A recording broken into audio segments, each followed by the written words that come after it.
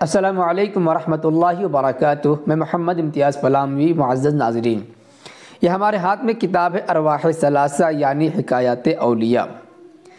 اس کتاب کے لکھنے والے حکیم الامت مجدد دین و ملت حضرت مولانا اشرف علی تھانوی رحمہ اللہ، اور ان کے علاوہ بھی کئی حضرات کے نام مذکور ہیں۔ اس کتاب میں حضرت امام الہند، سلطان الہند، سید الطائفہ حضرت شاہ ولی اللہ محدث دہلوی رحمہ اللہ سے لے کر کے حضرت مولانا سید اصغر حسین دیوبندی رحمہ اللہ تک تقریباً 60 بزرگوں کے ذکر کیے گئے ہیں۔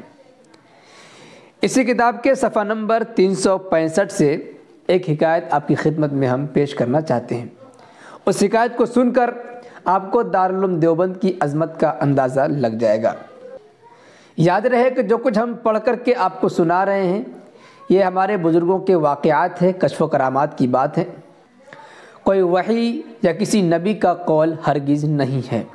اختلافات کی گنجائش ہے، لیکن چونکہ ہم علماء اہل سنت و جماعت احناف علماء دیوبند سے تعلق رکھنے والے ہیں اور ہم بزرگوں کے واقعات بیان کرتے ہیں، اس پر اعتبار کرتے ہیں، بھروسہ کرتے ہیں اور انہیں قابل قدر نگاہوں سے دیکھتے ہیں، لیکن اس کے باوجود ہم ان واقعات کو، حکایات کو نہ تو وحی کا درجہ دیتے ہیں، نہ فرمان رسول سے مقابلہ کراتے ہیں، بلکہ اگر کسی بزرگ کا کوئی قول ہوتا ہے تو ایک بزرگ کے قول کی حیثیت سے اسے دیکھا جاتا ہے۔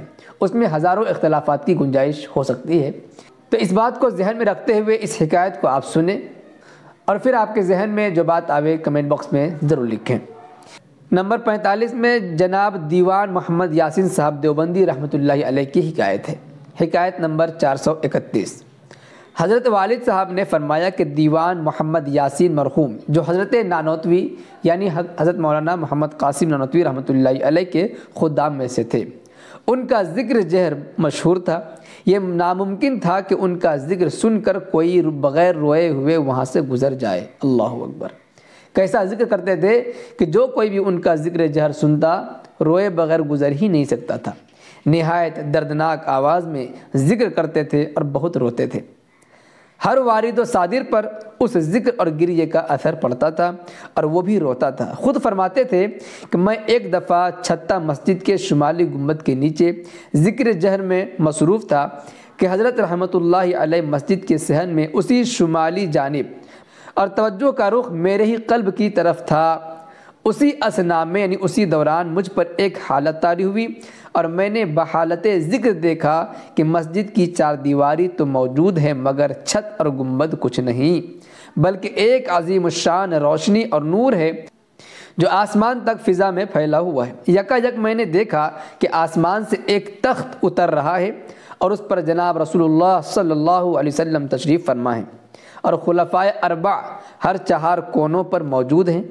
وہ تخت اترتے اترتے بالکل میرے قریب آ کر مسجد میں ٹھہر گیا اور حضرت صلی اللہ علیہ وسلم نے خلفائے اربع میں سے ایک سے فرمایا کہ بھائی ذرا مولانا محمد قاسم صاحب کو بلا لو۔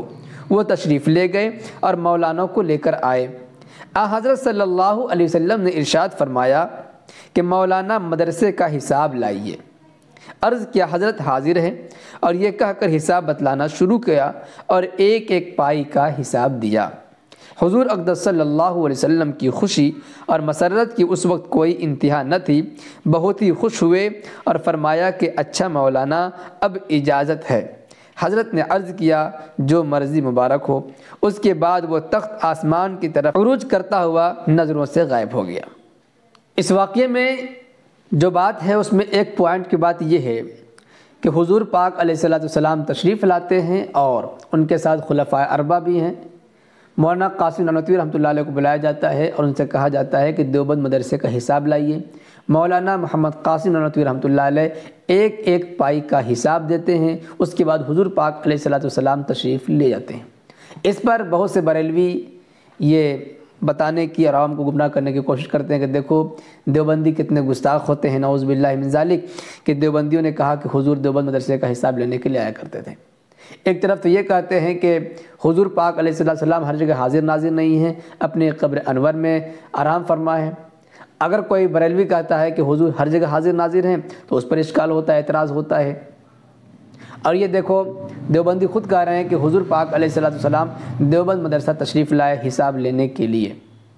تو اس کا جواب یہ ہے کہ دیکھیں یہ حقیقت پر محمول نہیں ہے کہ واقعی پیارے آقا صلی اللہ علیہ وسلم اور حضرات صحابہ کرام خلفائے راشدین جو حضور کے ساتھ ہیں وہ اپنے قبر انور سے اٹھ کر کے دیوبند مدرسے میں تشریف لے آئے ہوں، بلکہ ایک کشف کا واقعہ بتایا جا رہا ہے۔ دیکھیں اس میں صاف لکھا ہوا ہے صراحت کے ساتھ کہ اسی اثنا میں یعنی ذکر کی حالت میں مجھ پر ایک حالت طاری ہوئی، ذکر کی حالت میں ایک حالت طاری ہوئی اور میں نے بحالت ذکر دیکھا کہ مسجد کی چار دیواری تو موجود ہے مگر چھت اور گنبد کچھ نہیں۔ تو کیا مطلب؟ مسجد کا گنبد ٹوٹ چکا تھا؟ کیا چھت بھی ختم ہو گئی تھی؟ اگر کوئی یہ اشکال کرے کہ حضور دیکھو تشریف لے آئے، اپنے روضہ انور سے نکل کر کے آ گئے، تو انہوں نے ذکر میں تو یہ بھی دیکھا کہ مسجد کی چھت نہیں ہے، مسجد کا گنبد بھی نہیں ہے، تو گنبد کہاں چلا گیا تھا؟ معلوم ہوا کہ ان پر ایک عجیب حالت طاری ہوئی ہے بحالت ذکر۔ اس عجیب حالت کے طاری ہونے میں یہ کیفیت محسوس ہوئی اور یہ سارا واقعہ پیش آیا۔ اور کیا لکھا کہ میں نے دیکھا کہ ایک عظیم الشان روشنی اور نور ہے جو آسمان تک فضا میں پھیلا ہوا ہے، یکا یک میں نے دیکھا کہ آسمان سے ایک تخت اتر رہا ہے۔ یہ تمام کے تمام جو دیکھنے کا واقعہ پیش آ رہا ہے، یہ عام حالت میں جو ہم لوگ چلتے پھرتے دیکھتے ہیں وہ دیکھنا مراد نہیں ہے، بلکہ بحالت ذکر ایک عجیب عشق و محبت کی کیفیت طاری ہوئی۔ اس کیفیت میں، اس حالت میں انہوں نے ان چیزوں کا مشاہدہ کیا۔ اسی کو کہتے ہیں بزرگوں کا کشف ہونا، بزرگوں کی کرامت کہتے ہیں، اور الحمدللہ ہم تو بزرگوں کی کشف و کرامت کو ماننے والے ہیں۔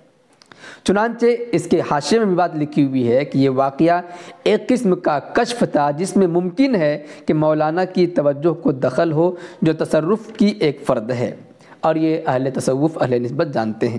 شاید تعبیر اس واقعے کی یہ ہو کہ مدرسے کی تصحیح حساب صاحب واقعہ کو دکھلانا تھا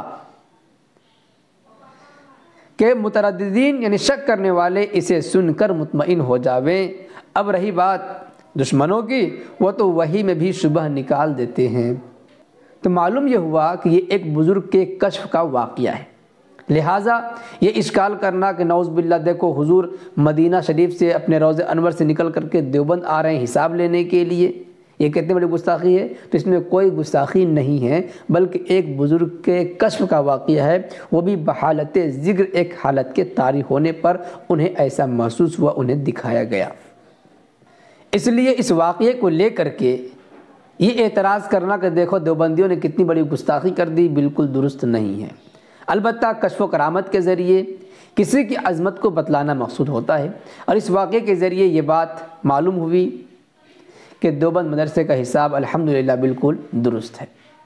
ویسے اس سلسلے میں آپ حضرات کی کیا کچھ رائے بنتی ہے کمنٹ باکس میں ضرور لکھیں، ویڈیو کو لائک کرنے کے ساتھ خوب شیئر